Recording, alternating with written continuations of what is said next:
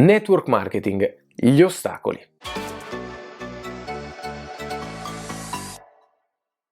Ciao, benvenuti sul mio canale, io sono Daryl Sorrentino e in questo video parleremo del network marketing e degli ostacoli che ci si presenteranno all'inizio e durante la nostra attività. Quindi direi di non perdere altro tempo e di cominciare subito con il video. Ok, allora la prima cosa da dire è che siamo agli sgoccioli, siamo alla fine dell'anno, perciò è il momento, se stiamo prendendo in considerazione la possibilità di cambiare, di migliorare quella che è la nostra vita, la nostra attuale situazione, di portare a termine il primo punto, perlomeno, della nostra lista dei buoni propositi, cioè migliorare la nostra situazione o qualsiasi cosa abbiamo scritto che sia, diciamo, paragonabile a questa frase. Ecco.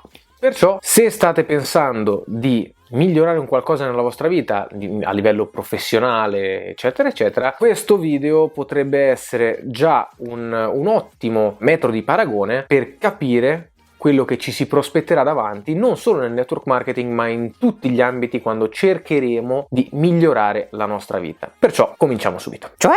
In che senso? Ci sono degli ostacoli? Cioè io non è che una volta che comincio a fare attività o qualsiasi cosa comincio ad avere i miei risultati, perché buoni propositi, io comincio con i buoni propositi e poi arrivo a quello a cui voglio arrivare. Sì, non è molto chiaro come discorso, ma penso di aver capito. Beh, in realtà no, non è proprio così, non è così semplice, ci sono diversi ostacoli, se mi fai andare avanti magari ne parliamo, li vediamo insieme, che dici? Dai, va bene. Ok, ascolto. Allora, iniziamo con il primo grande ostacolo, che è il giudizio degli altri. Qualsiasi cosa faremo nella vita, qualsiasi decisione prenderemo, diciamo, fuori dal gruppo, fuori dal coro, non sarà vista di buon occhio dalla maggior parte delle persone. Prendiamo appunto l'esempio del network marketing. La maggior parte delle persone, ancora ad oggi, nonostante tutte le informazioni che ci sono, non riesce a capire perché sia così fondamentale avviare un business di network marketing appunto al giorno d'oggi. I vantaggi che può portare questo business. Momento. Prima di continuare, e lo so che ti sta già sulle balle questa interruzione, ma concedimi un attimo per mostrarti una novità molto interessante che ho ideato assieme al mio gruppo di lavoro. Naturalmente per chi vuole fare business online e non sa magari da dove partire. Per prima cosa, se sei interessato o interessata a sapere di più su di me, su chi sono e di che cosa mi occupo, ti invito a spulciare qui sotto in descrizione per avere più informazioni. Se invece ti interessa il settore del network marketing sviluppato totalmente online, quindi lasciando perdere liste, nomi e via discorrendo, non sto manco a dilungarmi su questa parte, ti lascio il link della masterclass gratuita che fa decisamente al caso tuo, con tutti gli approfondimenti di cui necessiti sempre qua sotto nella descrizione. Mentre se ti interessa fare business online ma non sai ancora di preciso cosa vorresti fare, di nuovo qui sotto trovi anche il link per la guida gratuita per diventare un imprenditore o imprenditrice online di successo, anche in un momento come questo dove magari non hai ben chiaro ciò che vorresti fare e dove sbattere la testa. Bene, ora che ti ho sfarfugliato tutto, ti lascio alla visione. Un abbraccio e a presto.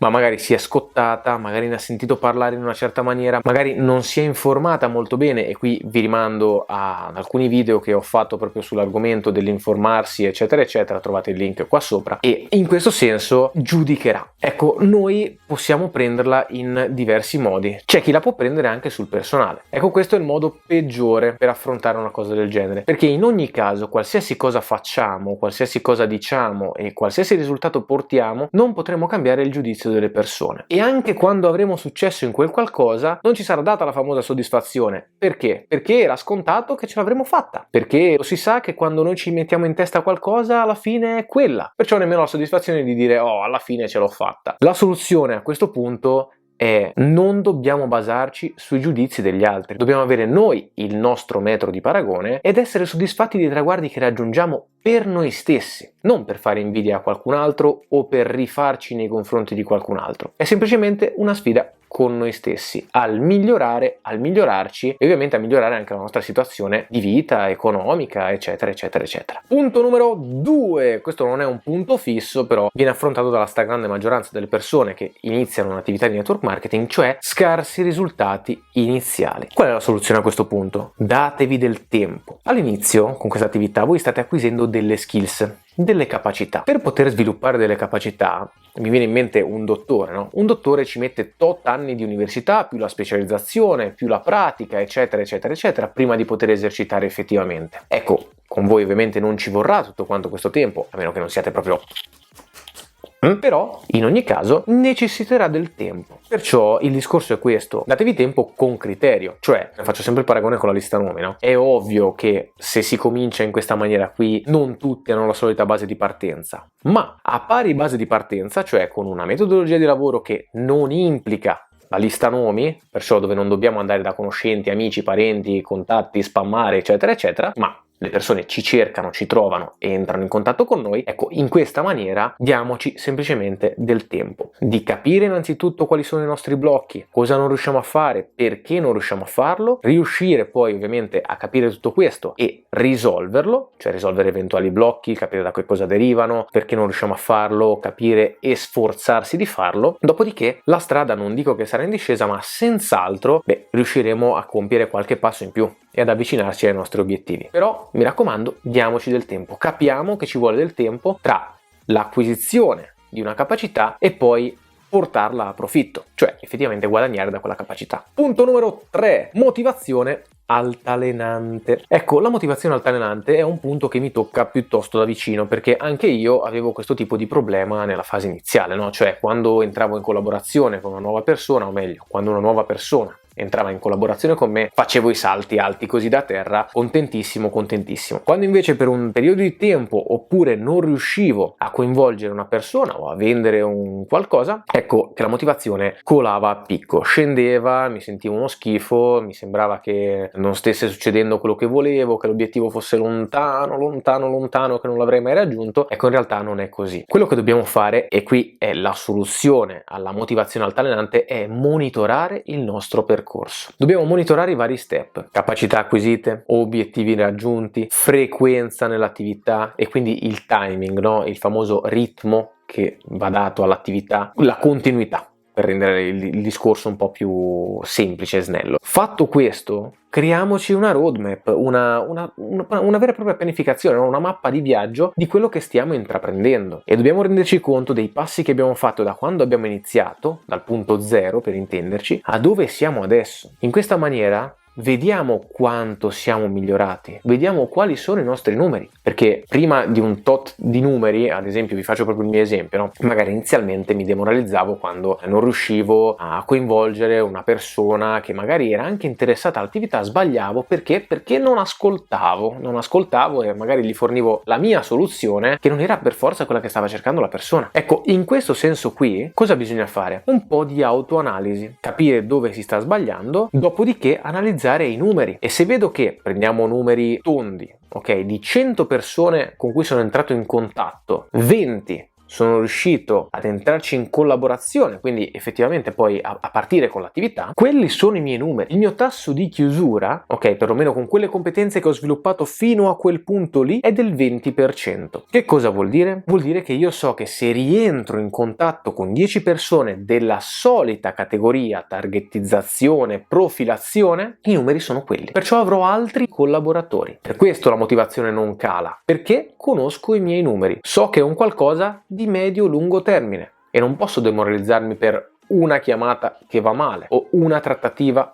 che va male. Ce ne sono altre 99 e io so che da quelle 99 un 20 ce lo posso tirare fuori tranquillamente, perché ripeto, questi sono i miei numeri, sempre tenendo conto dei dati che vi ho elencato precedentemente e delle caratteristiche: profilato, targetizzato, insomma una persona che è interessata o perlomeno curiosa rispetto a quello della quale poi andremo a parlare, quindi un qualcuno che si è avvicinato, non che ho cercato. Questo è molto importante. Punto numero 4. Poche competenze. Ecco, le poche competenze portano ad una cosa che è meglio nota come insicurezza. L'unica maniera per sviluppare una sicurezza è appunto acquisire queste competenze. Come lo possiamo fare? Con la pratica, lo studio e le prove. Quindi pianificare, agire e poi revisionare. Noi dobbiamo, come dicevo prima, farci il nostro piano, no? Che vogliamo sia la nostra attività e il nostro risultato in base a un determinato scopo. Una volta fatto questo, dobbiamo agire per riuscire a raggiungere quello scopo. In base ai risultati che vengono fuori, dobbiamo revisionare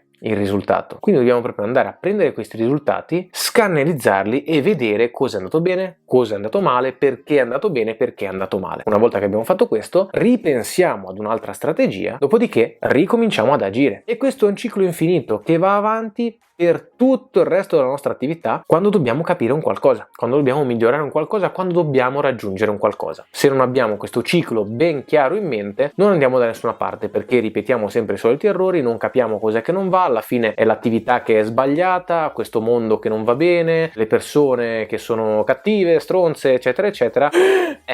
Non ti emozionare, nel senso, non ti scandalizzare, anzi, cioè è così, è il pensiero che ti viene. Beh, sì, effettivamente è vero, è così.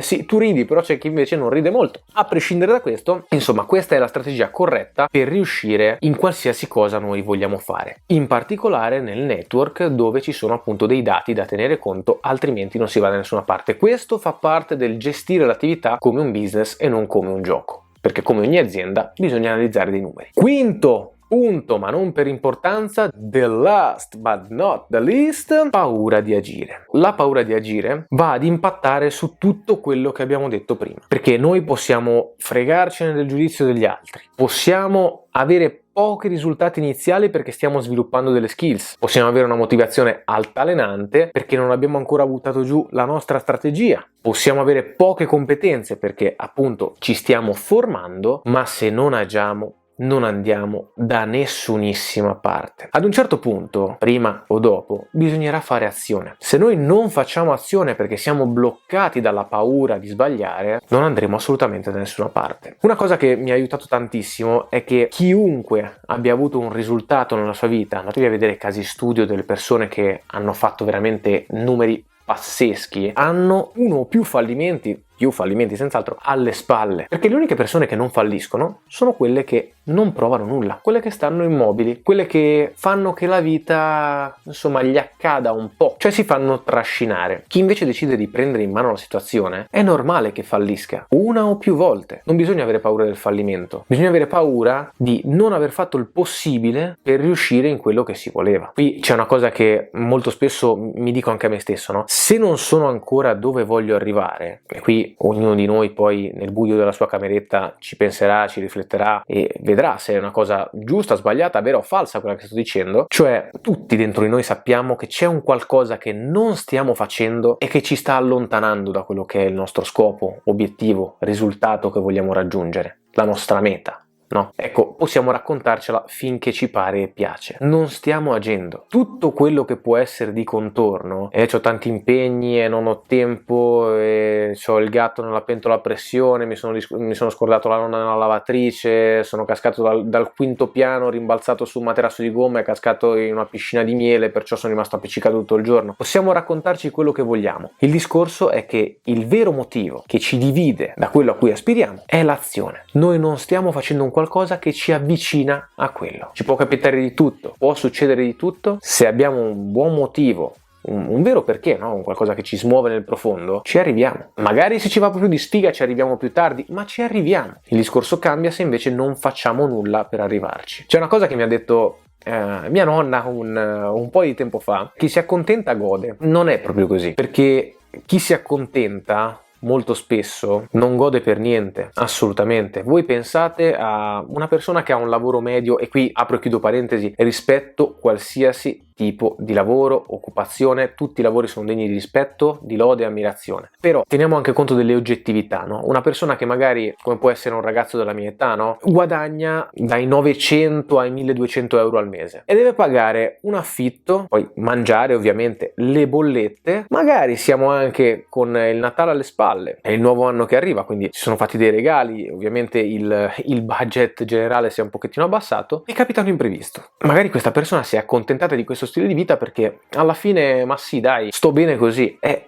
però poi cosa succede se capita un imprevisto e non abbiamo i soldi da parte perché è un momento appunto come quello che è appena passato dove abbiamo speso per i regali? Succede che molto probabilmente non gode molto questa persona che si è accontentata, giusto? Ecco, questo è quello che voglio cercare di portare, no? I detti molte volte hanno ragione, altre volte sono solo scuse portate all'ennesima potenza, no? Ecco, io chi si accontenta gode lo vedo proprio così, come una scusa portata all'ennesima potenza perché ci fa sentire al calduccio in quella situazione di comodo dove, oh mio Dio, che bello, sono qui tranquillo, tanto chi me lo fa fare? Ce lo fa fare l'imprevisto, ce lo fa fare quella che può essere la paura, nel non poter sostenere una spesa, nel non poterci permettere che succeda qualcosa al di fuori della nostra quotidianità. Perciò, quello che vi stavo dicendo all'inizio, lista dei buoni propositi, se il non avere più paura dell'imprevisto fa parte della vostra lista dei buoni propositi, questa è un'attività che effettivamente può andare a tappare quelle che sono eventuali perdite, se la vogliamo prendere come un part-time magari, no? Ok, che non vogliamo il guadagno superlativo, ma può anche essere quella cosa che ci svolta completamente, che ci fa completamente svoltare la vita. E a breve poi farò un altro video dove vi dirò quelle che sono le novità in arrivo per quest'anno, per marzo di quest'anno, che insomma mi coinvolgono piuttosto da vicino, e di come questa attività effettivamente mi sta cambiando la vita giorno dopo giorno. No, adesso sono curiosa. Dici? Dici! No, adesso aspetti come tutti. Perciò, detto questo, direi che con il video di oggi siamo arrivati al termine. Come al solito, se volete sapere di più su di me, su chi sono e di che cosa mi occupo, vi lascio il link qua sotto nella descrizione e noi ci vediamo in un prossimo video. Ciao!